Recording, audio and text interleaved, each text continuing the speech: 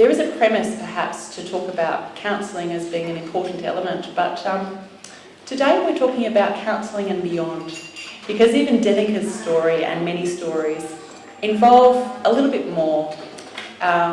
It involves needs analysis and identifying the needs that need to be responded to. So I'd like to, on that, invite lovely Jane. Yeah, sorry, Gay, you're right to get down there. Gay, Jane. Oh. Is it good afternoon or good morning? Good morning still. It's good afternoon in Tasmania. I'm actually feeling, I was up at 4 this morning, which was actually 5 o'clock our time, so it's pretty normal for me. My name's Gay James and I'm the founder and CEO for Project Esthers in Tasmania. And Project Esthers has kind of got a bit of a political arm, I suppose. That's kind of how we started. But we thought it was more important at the time to get something working in the state to address the needs of women who were facing unplanned crisis pregnancies. So in 2015, we started up a pregnancy support service called Esthers House. Esthers House doesn't actually have a house, nor is it centre-based. So we have an office in each of our 2 major cities, and we operate from an outreach position. Yeah, thanks. Our model of, is that still okay? Yep. Our model of care was influenced by the Tasmanian Government's integrated family support model, which I worked with for over 6 years prior to founding Project Esthers. Esthers House has moved away from the traditional counselling model, and we offer pregnancy and parenting support. This model is informed by personal and professional experience, having had an abortion myself at the age of 16, which did not include informed consent or time and space to support or explore my thoughts around abortion, and then surviving many years of family violence, combined with unplanned pregnancies, and having a daughter with a disability. So I pretty much tick all the boxes. So I decided to add an education to my life experiences, of course, and pursued a university degree on the Sunshine Coast actually in 2008.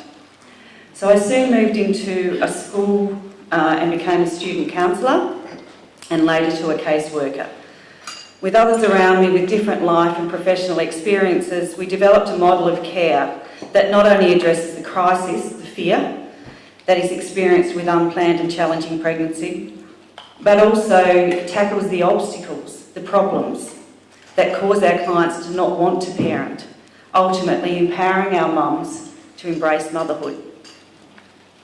So we offer family support and counselling in their home within a managed case care plan designed to improve the lives of both the mother and the child. We incorporate outreach with the provision of information, advocacy, education, links to the community and other services, supported referral, case conferences, facilitation of family meetings, support in skills development, strengthening relationships and counselling. As well as practical support, we offer in the form of baby clothes and items, lighthouse duties and meal support. And the meal support comes after the baby's born. And it's worth noting here, we actually offer 1 hot meal a day for up to 4 weeks for the entire family. In 2017, the number 1 reason that our abortion-minded clients gave for continuing on with their pregnancy was because we offered them meal support after the baby was born.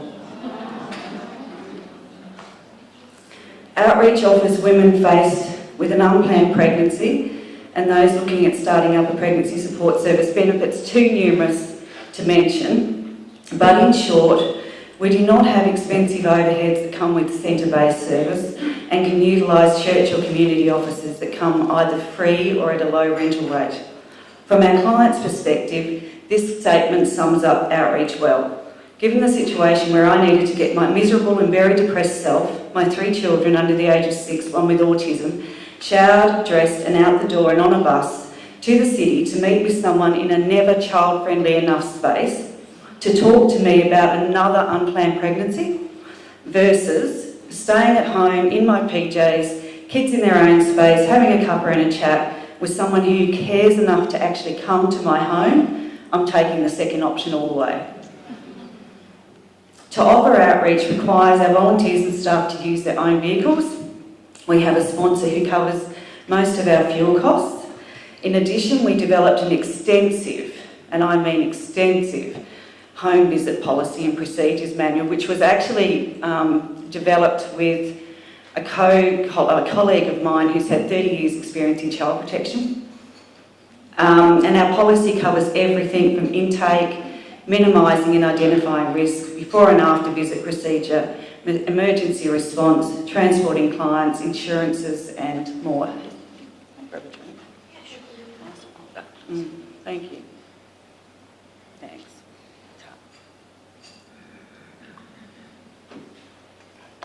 That's better. Our service also offers a 9 to 5, 5-day-a-week website online chat service. Now, we did start that as a 24/7 thing, but nobody could actually run it. I've got a siren on my phone that goes off, and it did actually go off one night at 1 o'clock in the morning, and the kids all come running thinking there was something burning in the house. And it was actually somebody from California at the time, so that was really interesting. So, being a mobile service, it can be operated from anywhere in the world and serves as a safe space for women where they can actually voice their fears while remaining anonymous. So this service also supplies helpful data on the client that's not nor otherwise isn't available via the phone or messenger. So we find out how the client actually came to us, so what website they visited first to come to us, and whether or not, or where the client's located, and we also get their IP address. So comprehensive procedures govern this service. Since implementing the online chat in early 2017, over 200 women have used our service. Esthers House takes on women who are pregnant and need support at any stage of pregnancy. So this is particularly necessary for women whose child has been diagnosed with a disability and or life-threatening illness and or for social and psychosocial reasons. A large percentage of women who present with crisis pregnancy have multiple and complex difficulties that can negatively impact on parenting and their life in general. Many of the women we work with have histories of involvement with child protection, others have intellectual disabilities, others are homeless, some are drug addicted, and so on. All of our clients require flexible and innovative interventions to address their needs in order to remove the obstacles that prevent them from embracing motherhood. Our service looks further than the crisis and aims to promote the best social, emotional, educational and health outcomes for the mother and her child. DHHS in Tasmania does offer families a similar service, but unplanned or challenging pregnancy does not meet the criteria to receive the help. There are also government-funded services available statewide that address teenage pregnancy. However, 90% of our clients are 24 and over. We know that family planning offer a government-funded pregnancy counselling service. However, on more than one occasion, actually on 12 occasions, we've been informed by our clients that there is a wait period for up to 4 weeks or more to receive this counselling, leaving them feeling that they have no time, therefore no option, but to consider RU 486 and or surgical abortion. Support is not offered in any other form by any government-funded agency. Counselling is only one of many tools required to support a woman during an unplanned or challenging pregnancy. Although it may uncover the problem, it doesn't always address the problem. The reason that a woman feels that she's in crisis when faced with an unplanned or challenging pregnancy is because of something. She wants to be unpregnant because too many kids, a promotion, a degree, and so on. In my own case, the obstacle was my mother.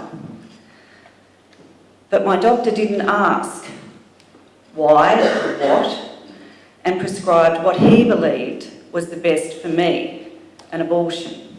I didn't question him. Why would I? I was 16. I was a kid. He was an adult and one with much authority. He didn't ask me about my fear, but maybe if he had done, I could have told him that I didn't want to tell my mum. And I was terrified of her response. Counselling could have uncovered the problem, but in a very small window of time, it couldn't alleviate my problem. However, a pregnancy support worker could have accompanied me and mediated a conversation between my mum and I, in turn, overcoming my obstacle and allowing me the freedom to choose my path, fully informed and free from fear.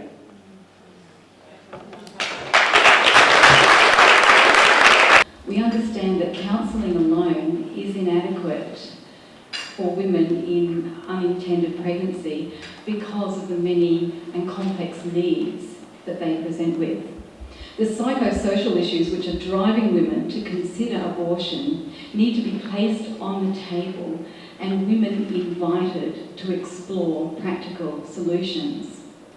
At Eva's Place, we see young women who are in their teens, or 20s or 30s or 40s. We see women from culturally and linguistically diverse backgrounds, migrants, refugees, international students, Indigenous Australians, and they not only come from Toowoomba, but they come from the surrounding areas, the Western Downs, Southern Downs, South Burnett, Lockie Valley, and Central West Queensland. And what we've discovered is that it doesn't matter how young or how old a young woman is. It doesn't matter about her background. It doesn't matter where she actually lives. What each one is looking for is quality pre- and post-decision care. And that's what Eva's Place gives. At Eva's Place, we offer 4 main support services. The first one is counselling through very compassionate and highly gifted and qualified counsellors. The second one is a mentoring system, and that's where we link a young woman with a mentor, and together they walk through this pregnancy journey right from the earliest days of her pregnancy until baby is 1 year old. So she might have up to almost 2 years of support from the women at Eva's Place. And in that mentoring program, the young women have conversations with their mentor on pregnancy, how to care for themselves, on how to care for a baby, how to develop a parenting vision, and of course many other practical issues, life skills, even how to cook.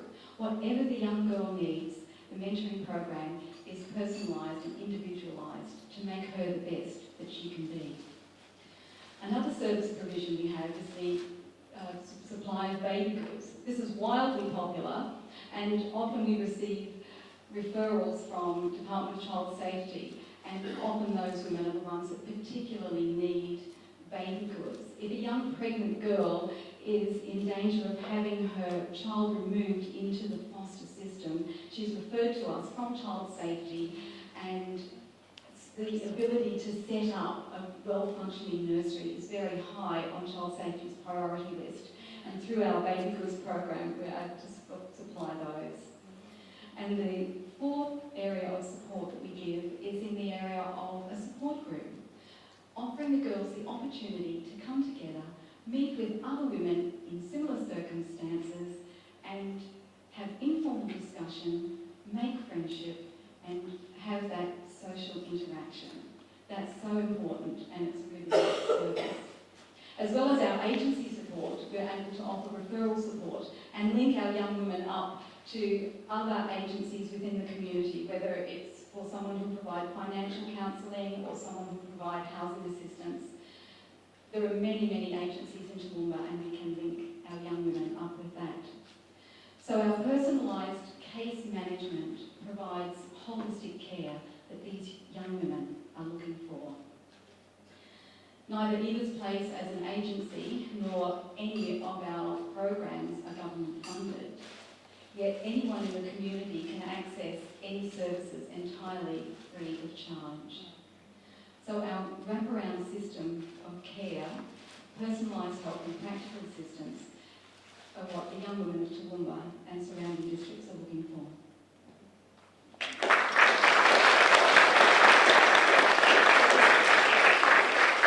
Excellent. Well, I'm Stacey Allen, and I'm with Zoe's Place, and we are in Newcastle, New South Wales. Newcastle.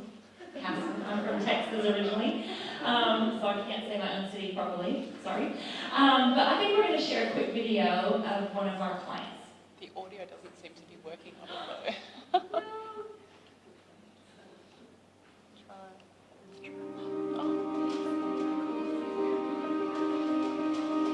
Yeah, when I first know that I got pregnant, I talked to my friend, and my friend gave me some suggestion to get an abortion because she said that I'm still young, maybe can have some chances to get baby later. I mean, I'm still studying, and also I think about my husband because my husband is still in Malaysia at the time doing his visa applications. Really no idea what should I do because we think about the financial thing and who gonna look after baby. I'm really scared for my pregnancy. So and I talked to a GPs suggest me for the counselor. So and now I went to Joey place and I talked with them for an hour or something. But I was keep crying. I asked the people, should I go the abortion or keep the baby? They didn't give me the answer, what should I do? They just said you have to follow your feeling. I found my solution after I talked to them. I feel happy, I feel more comfortable. So in my first appointment, Joey Place has introduced one of the volunteers to me. She is Brienne. And she is a very good lady, and she gave me a lot of support. And she knew that I'm from overseas and maybe didn't have much of friends because this is my first pregnancy. I have no idea about morning sickness or checkout or anything in Australia. So she gave me a lot of idea that what should I do or leave to hospital. Brienne will cook some nice dishes for me at the time that my husband is not here. On the day that I went to hospital for giving birth, I was so excited, although I have a very tough experience. But when first I see rain on my chest, I feel really warm and it's really crying. And I would say Rain, don't cry, mommy is here. Joy Place is a place that I felt warm and like a home for me and helped me by make the very important decisions in my life. Also, sometimes my husband and I, we talk, lucky we didn't do the abortion. And now we have very fun with baby and feel happy to have a family.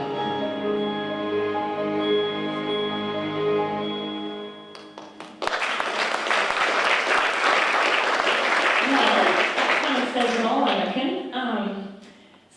We very similar to Eva's Place and Diamond. I think I copied most of their policies and procedures anyway.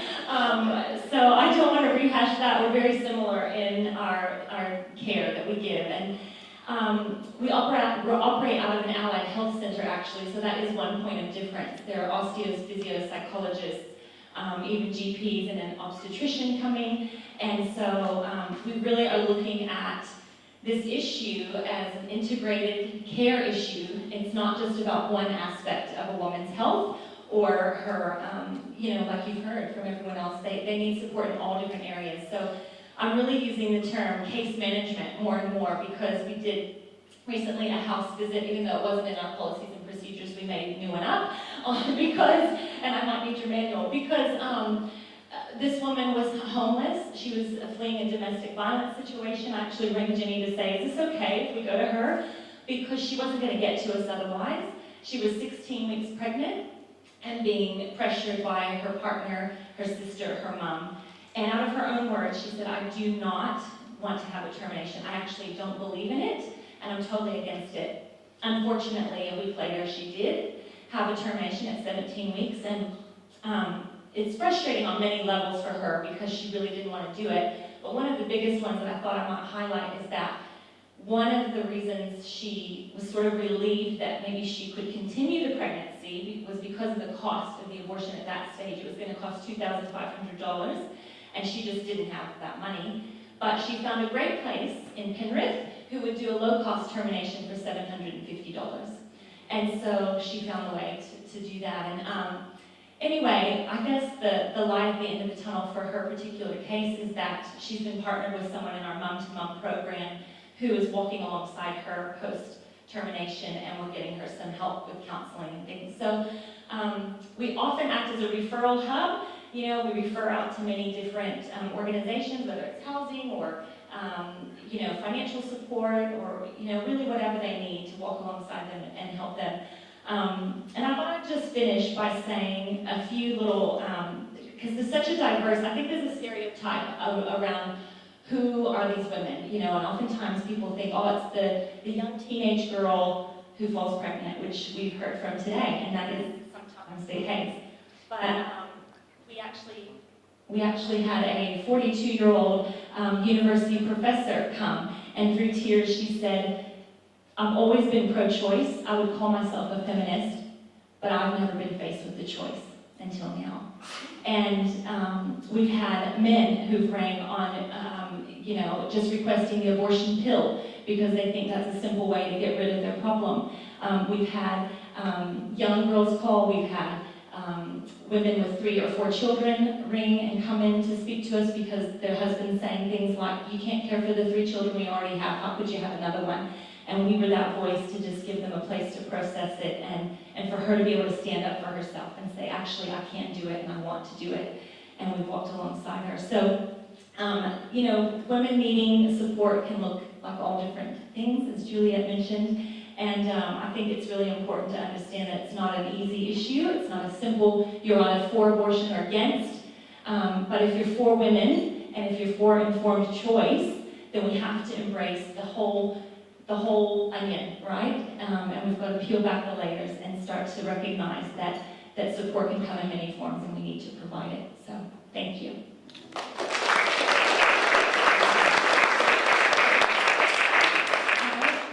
My name is Jenny. I'm from Diamond Women's Support, and I feel like I could just repeat the same thing. And because what these women have demonstrated is what we also provide as a service. And I think what's not known, but is so prevalent, is that it's all best practices. It all comes with a standard of excellence, and it's all not government funded. And that, I think that, if not applaudable, is insanely admirable, you know, and it comes with a personal cost. So it's something to bear in mind. So Diamond's been around for 11 years, and we run a number of centres that run comprehensive programs across New South Wales. One of our programs that I thought I'd touch on more, because the girls have pretty much talked about everything we do, is our mum-to-mum. We started this program around 5 years ago and have been honoured to have Zoe's place, emulate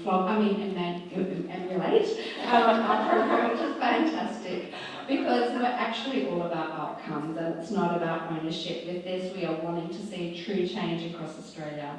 And our program is actually getting a lot of recognition in New South Wales. So we've won several awards for it, and we are obtaining various grants through various philanthropic organisations to actually fund that specific program. The question is, you know, important how we provide holistic care for these women, and it goes back to the how and why and who does these things.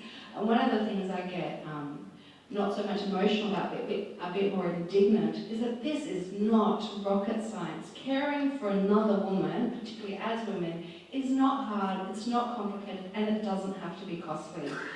And so that's why our mum-to-mum program was developed, because what we saw were a lot of things consistent across the life of our clients that were coming in that were being unaddressed, which are fundamental basics. So we identified that women really required practical support in a caring, safe, nurturing environment. They needed a settling environment which enabled them to feel engaged and to lean into what they were hearing and enable them to share a bit more about what was going on. In other terms, it's called community. In the old days, they used to call it a village. And so we sought to provide a true wraparound service that was client-centered rather, not just at its core, but in its practice. We did this by providing each client with a one-on-one mentor, which doesn't mean we just fob them off with another woman of the same gender. It means identifying who that girl is and who they're going to connect with best. It's about ensuring that these sessions were delivered in an interesting way, that our morning tea was not Arnott's Bickies and nasty tea, but it was beautiful. That they were given notes and notebooks, that they could take their own notes and gifts at every single meeting so that they knew that they were honoured, they were valued and they were special, and this journey is exciting and it's the best fun thing they're going to do. We found that 99% of our clients are isolated. They have little or zero family support. This provided a unique opportunity for women in the community who actually engender our values but have no place of outreach to share, hey, I want to come alongside another woman and I'm going to connect with you, you're great, and we're going to actually do life together and do this parenting journey together. And it's just that then that support person then now has this beautiful relationship or connection with this woman who's able to engage them with conversations and build their conversation so that they can navigate the next conversation with the midwife or the GP or connect with the caseworker to link them with other services in the community, because we're not the experts. I'm not the expert on domestic violence or mental health challenges. We don't propose to be, but we want to be that safe space. So I'll go with you to those appointments. She then has a community and a woman by her side to champion her on and celebrate her motherhood journey. It's not rocket science, it's just not funded. Strength and resilient skills and confidence are built and motherhood becomes a joy. And that's why we do what we do. Yeah. Hi, so I'm Kathy from Genesis Pregnancy Support in Adelaide. We have a three-point approach, which is just a little different. We start with Year 6 students, so 11-year-olds, in schools with a program that talks very much about making good choices and good decisions and seeing how special they are as people in their relationships, and we give them a lot of factual information, not just about getting pregnant, but about the other dangers of having casual sex. So in our hope that they may avoid an unplanned or unwanted pregnancy, but also that they've already established that contact with us if they do happen to go on. So that's our sort of step one. Step two is very much what everyone else has been talking about, providing that pre-support. And I think the value of us being volunteers is that we take time. We don't sit there watching the clock saying, getting an appointment, got to go soon. If they need to talk to us for an hour and a half or longer, it's fine, because we're volunteers and we're happy to do that. We also have a lot of material assistance that goes out of our doors. Thousands of items a year are we giving to girls and families and older women as well. Interestingly, I only spoke to a 42-year-old woman a couple of weeks ago too. We also have a lot of refugees and new migrants, international students, the whole range of people, and it is traditionally not the young 16-year-olds anymore. We also provide a Mummy Link program, which is a very supportive playgroup situation for, particularly that is for young mums who are single and unsupported, who find it very difficult to go to mainstream playgroups, where they often are not supported, where they feel judged and they don't feel comfortable, so they love coming to Mummy Link. We also do have an ultrasound machine, so sometimes if people want to see their baby, it's a non-diagnostic, no other information except for them just to see their little baby girl, and that has a very powerful impact. One of my favourite stories was to see a very young father. The look on his face was priceless. Once he saw his baby, it made all the difference, and they continued, and they have become great parents with support. So I won't go too much into that because we're doing the same kind of things that other people are talking about. The sad part for me, I've been involved with Genesis for 20 years, is that less and less do we get calls pre-decision. We are getting more and more calls post-abortion. And it's breaking my heart that women come to us devastated. And we hear the same story over and over.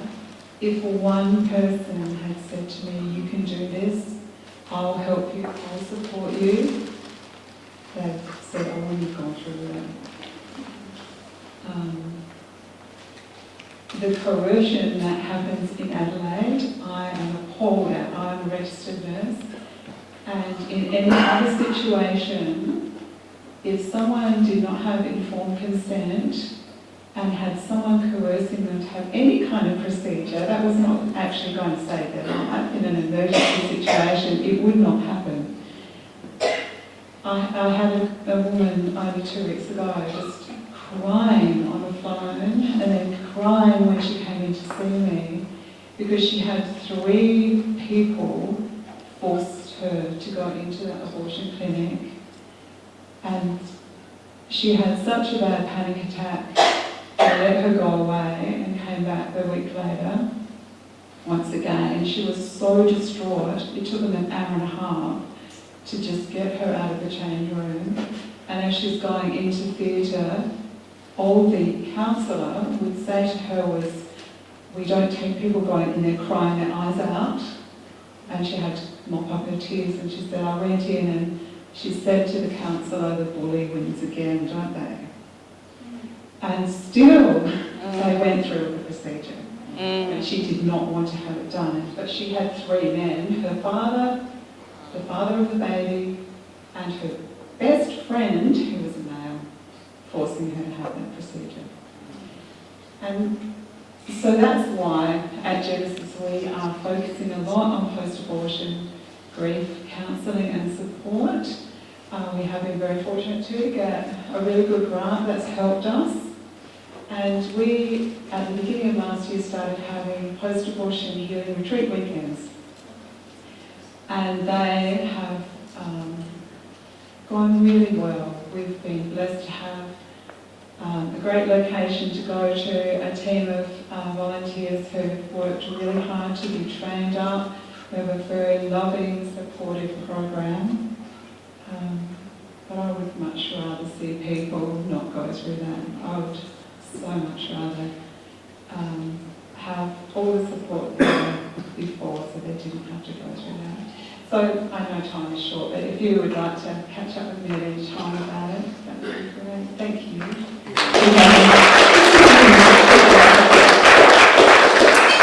And Kathy, you also have another role. If you could just give a brief overview of what PHA is. Okay, so that was my one hat, and I must say I'm not the director of Genesis Pregnancy Support. I've been on the executive for many years, but I'm not one of the directors. But I also do have another hat, and that is to be the current president of Pregnancy Health Australia. We are the peak body that actually has 27 affiliated pregnancy health agencies around Australia aligned with us. So we are there to offer the support and training for those groups. Once again, we are volunteers and we all come from different states, and it's been so lovely to see Gay and Juliet and Beth and Liz and different people who are either current board members or have been on the board here, because it's just nice to see each other again. So we do work to together to offer that real strong support to these pregnancy agencies so that together we can share our information, offer each other support and training. We have regular conferences, which are training weekends. We are actually in the process of just developing a standardised training course that hopefully many agencies will want to take up to train their mentors, counsellors, pregnancy consultants, whatever they want to call them. So we want to do these kind of things. We want to be that peak body that is seen in Australia as the peak body for pregnancy help agencies, and it's actually quite difficult when we don't have funding. So we don't have an office. Genesis Pregnancy Support has a phone, and we'll try and do as best we can, but it would just be so nice to have a bit of support and a bit more funding so that we can do more and support and be a part of the necessary work that's going on. Because I see in South Australia, we've had legalised abortion for a very long time, and there's very little support for people. So we would really like to be able to do that much better. Thanks, Kathy. Thank you. And we did just want to hear from the newest kid on the block. Yes, I'm the newbie and lucky last. I'm Christy. I'm from Chloe's Place all the way up in Cairns. And as I said, I'm the newbie. We've only been established since 2015. And it was really with an effort to meet a gap in pregnancy and parenting support for women faced with an unplanned or challenging pregnancy. During her own medical training in Cairns, one of our founders recognized that GPs were often under-equipped to deal with the scenario of unplanned pregnancy in their patients in a holistic and comprehensive way. She found that clinics often resorted to the only medical solution they knew, abortion.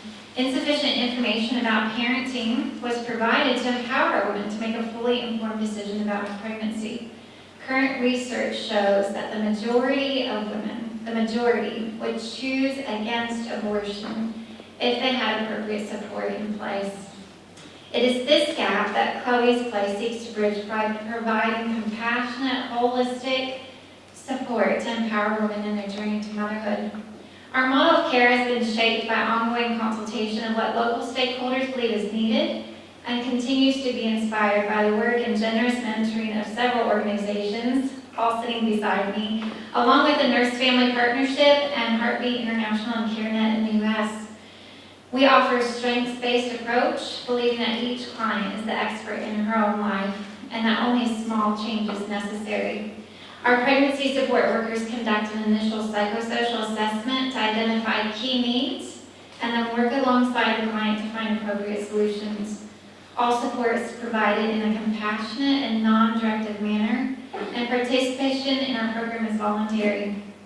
We offer material aid, including essential baby items to clients engaged in our program, antenatal and postnatal support, all the way through to baby's first birthday, parenting, life skills education, advocacy, and linking in with other community resources, mentoring, and professional pregnancy options counseling, as well as post-abortion support. Our pregnancy support workers have a background in health or social sciences and receive general and specific training through Chloe's Place and other endorsed training providers such as Real Choices, Heartbeat International, and Mission Australia.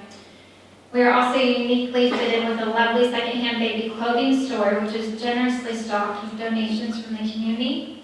And that store is open to the public, with our profits going directly into providing ongoing support to our clients.